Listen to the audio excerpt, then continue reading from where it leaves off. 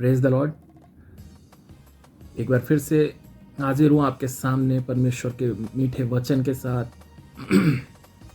और आशा करता हूँ कि आप सब लोग अपने स्थानों में सुरक्षित होंगे और परमेश्वर के द्वारा बहुत सारी आशीषें आप लोगों ने प्राप्त की होंगी पिछले दिनों और बहुत सारी चंगाइयाँ मिली होंगी आप सबको। बहुत सारे लोगों को परमेश्वर ने एक बार फिर से अपनी महिमा के लिए तैयार किया है। परमेश्वर का धन्यवाद हो और उसको हमारे जीवनों से परमेश्वर को महिमा मिले। हम ऐसे कार्यों को करें जिससे परमेश्वर को महिमा मिले। हम ऐसी बातों को बोलें जिससे परमेश्वर को महिमा मिले, क्योंकि ये जो जीवन उसने हमें दिया है, ये बहुतों को तो जीवन उसने दोबारा दिया है इस बीमारी से बचाकर। तो क्यों ना ये जीवन जिसने हमें दिया है उसके नाम की हम महिमा और प्रशंसा करें। परमेश्वर चाहता है मेरे प्रियो, उसने हमें इसलिए बनाया है कि हम अपने जीवनों से उसके नाम की महिमा करें। किसी भी रूप में कर सकते हैं, इस तरह वचन को प्रचार करके भी कर सकते हैं, कोई गीत गाकर भी कर सकते हैं और उसके बारे में लोगों को बताकर भी कर सकते हैं। इन वीडियोस को शेयर करके भी कर सकते हैं, ज़्यादा से ज़्यादा लोगों तक पहुंचाकर भी हम उसके नाम की महिमा और प्रशंसा कर सकते हैं। डिपेंड करता है कि आप कौन से तरीके को अपनाना चाहते हैं। लेकिन मेरे प्रियो, एक बात ये परमेश्वर ने जो हमें और आपको बनाया है मेरे प्रियो, सिर्फ और सिर्फ उसके नाम की महिमा और प्रशंसा के लिए बनाया है। किसी बुरे काम को करने के लिए नहीं बनाया है, क्योंकि वचन कहता है रोमियो 14 और उसके 17वें पद में परमेश्वर इस तरीके से बताता है हमें, क्योंकि परमेश्वर का राज्य खाना पीना नहीं परंतु धर्म और मेल मिलाप और आनंद है जो पवित्र आत्मा से होता है। परमेश्वर का राज्य मेरे प्रियो सिर्फ धर्म, आनंद और प्रेम और मेल मिलाप होता है जो कि पवित्र आत्मा के द्वारा होता है। मेरे प्रियो, पवित्र आत्मा, अगर आज आप महसूस करते हैं पवित्र आत्मा को, तो ये सारी बातें आपके जीवन में पाई जाती होंगी, क्योंकि वो वचन हमें बताता है कि परमेश्वर का राज्य प्रेम, धर्म, आनंद और मेल मिलाप है। तो क्यों ना हम परमेश्वर के इस कार्य को पूरा करें, उसके नाम की महिमा करें। वचन में आगे बताऊं मैं आपको मेरे प्रियो, मत्ती उसका 6वां अध्याय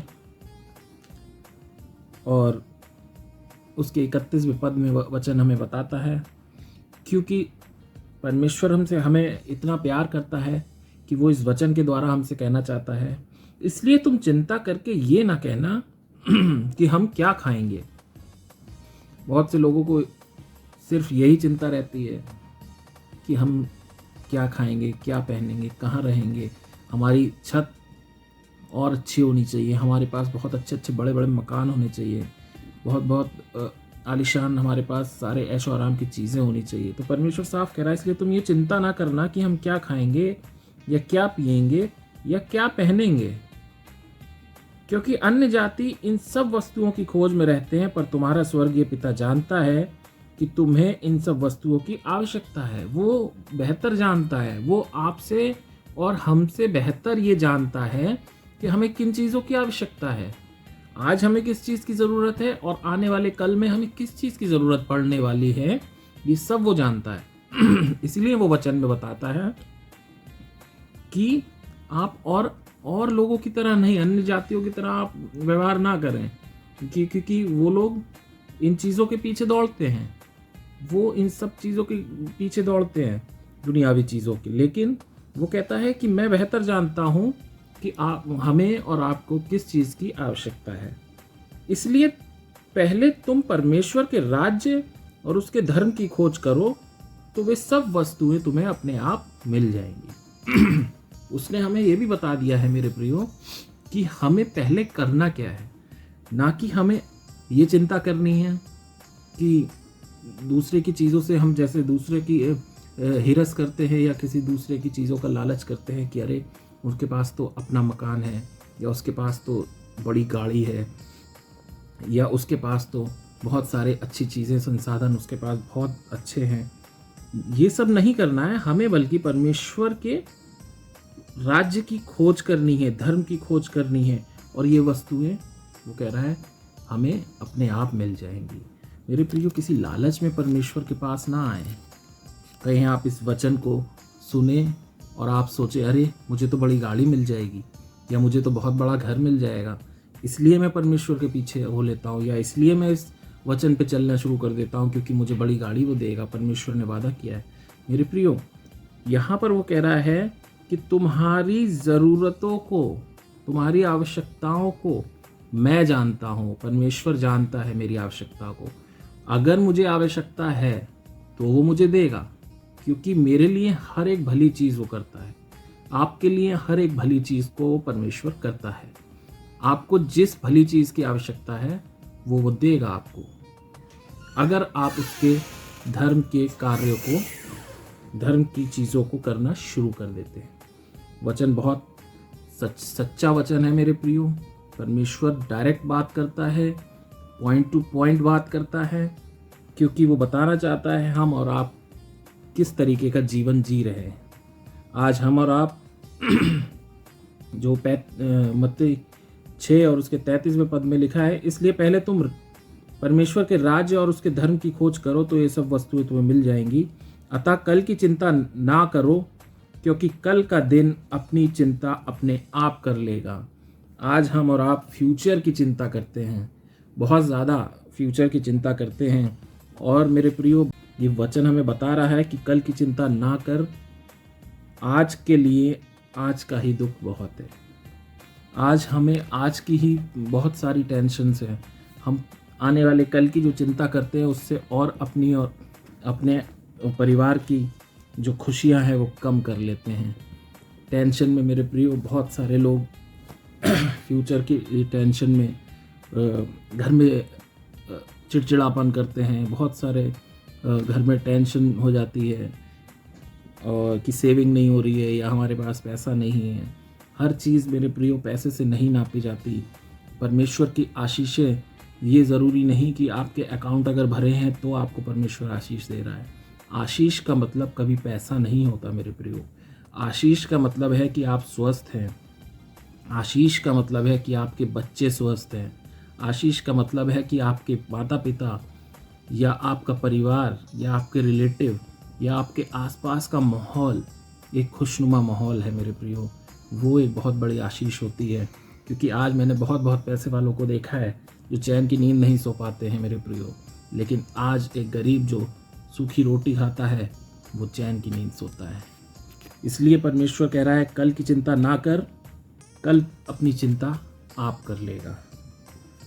प्रभु में होकर हमें चलना चाहिए मेरे प्रियो। हमारा व्यवहार परमेश्वर को पसंद आने वाला होना चाहिए, क्योंकि परमेश्वर चाहता है कि हम अपने जीवनों को परमेश्वर की ओर फेरें, अपने बुरे कामों को छोड़कर परमेश्वर की ओर आएं। और मेरे प्रियो, वचन नीति वचन अगर हम पढ़ें उसके 11वें अध्याय और उसके 20वें पद में परमेश्वर साफ कहता है, जो मन के टेढ़े हैं उनसे यहोवा को घृणा आती है, परंतु जो खरी चाल चलने वाले हैं उनसे वो प्रसन्न होता है। मेरे प्रियो, बहुत सारे लोग मन के टेढ़े हैं। आपने और मैंने उनको पहचाना होगा, उनको आजमाया होगा, जो मन में बुराई रखते हैं। परमेश्वर साफ कहता है जो मन के टेढ़े हैं उनसे परमेश्वर को घृणा आती है। जैसे हम दिखने में बाहर से हैं मेरे प्रियो, अंदर से भी हमें वैसा ही होना है। अगर आप बाहर से बहुत खूबसूरत, बहुत सुंदर दिखते हैं तो आपको अपने दिल को भी बिल्कुल वैसा ही बनाना है, ताकि परमेश्वर को आपसे घृणा ना हो। हमें ये नहीं कि हम परमेश्वर को, जब तक हम वचन पकड़े हैं या जब तक हम दुआ कर रहे हैं तब तक हम मन के बहुत साफ़ हैं, लेकिन मेरे प्रियो बाइबल रखते ही हम फिर से मन के बुरे हो जाएं, परमेश्वर को ऐसे लोगों से घृणा होती है। हमें मन का साफ होना है, क्योंकि वो मेरे प्रियो मन को जांचने वाला परमेश्वर है। वो बाहरी डील डॉल को नहीं देखता है। मन को साफ रखेंगे, परमेश्वर कहता है, परंतु वो खरी चाल वालों से प्रसन्न होता है।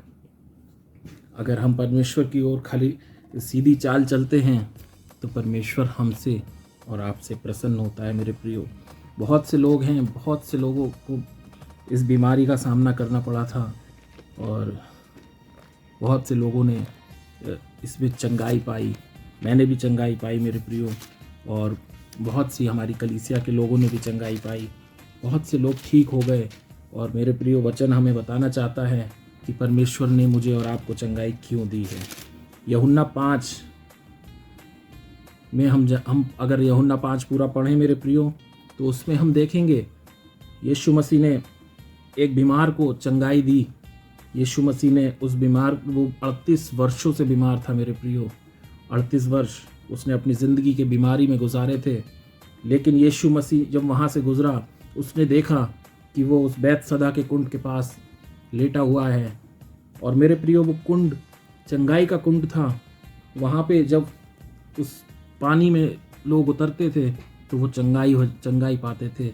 लेकिन वो उसको कोई ले जाने वाला नहीं था कि उस कुंड तक, नीचे तक कोई उसको ले जाए।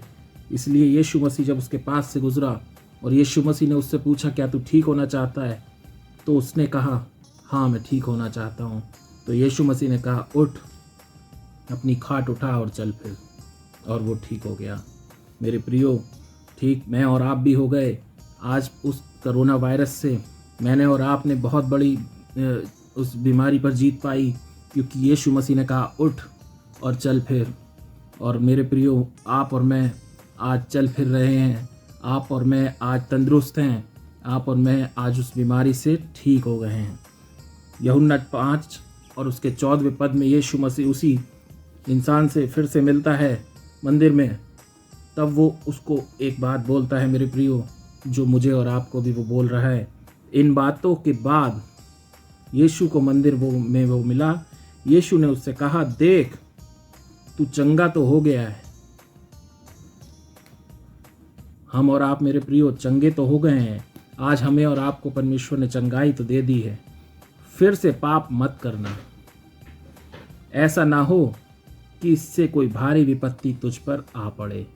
परमेश्वर मुझसे और आपसे मेरे प्रियो बात कर रहा है। वो कह रहा है कि देख, तू चंगा तो हो गया है, लेकिन फिर से पाप ना करना। ऐसा ना हो कि इससे भी भारी विपत्ति तुझ पर आ पड़े।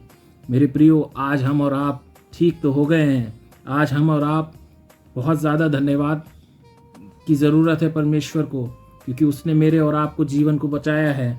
उस समय जब हम बीमार थे तब हम बहुत खुदा खुदा करते थे मेरे प्रियो। भूल गए शायद आप और हम। उस समय हम रो रो के प्रार्थना करते थे कि परमेश्वर हमारी ज़िंदगी को बचा ले। ए मेरे खुदा, मेरी ज़िंदगी को बचा ले, मेरे परिवार को बचा ले। जब उसने बचा लिया मेरे प्रियो, आज वो हमसे कहता है कि मैंने तुम्हें ठीक तो कर दिया है, लेकिन फिर पाप मत करना। ऐसा ना हो कि किसी बड़ी विपत्ति का सामना करना पड़े। मेरे प्रियो, आज हम और आप फिर पाप कर रहे हैं। आज हम और आप फिर से उसी बुराइयों में पड़ गए हैं। आज हम और आप एक दूसरे के लिए फिर से वही बैर भाव रख रहे हैं। मेरे प्रियो, ये गलत बातें हैं जो परमेश्वर मुझे मेरे द्वारा आप तक पहुंचाना चाहता है। आप इस पाप को ना करें, क्योंकि परमेश्वर ने आपको और मुझको चंगाई दी है। हमें ज़रूरत है परमेश्वर के बारे में लोगों को बताने की, उसके नाम की महिमा की, और बहुत ज़्यादा ज़रूरत है उसके नाम का धन्यवाद देने की।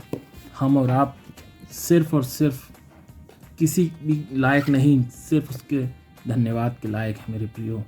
शायद वो हम पर उस विपत्ति को जो वो कह रहा है ना पड़े, वो ना पड़ने दे, क्योंकि इस ज़रूरत है हमें अपने जीवन को बदलने की। जो जीवन उसने हमारा बचाया है, ज़रूरत है हमें उसकी परमेश्वर के अकॉर्डिंग अपने जीवन को जीने की। आशा करता हूँ ये वचन आपकी समझ में आया हो। इस वचन को पढ़िएगा मेरे प्रियो। यूहन्ना 5 बहुत ज़रूरी है, क्योंकि हमने और आपने जो चंगाई पाई है, हम उस चंगाई को भूल ना जाएं, क्योंकि वो परमेश्वर की ओर से है। Praise the Lord. आप सबको आशीष मिले। परमेश्वर आप सबके संग बना रहे। आमीन।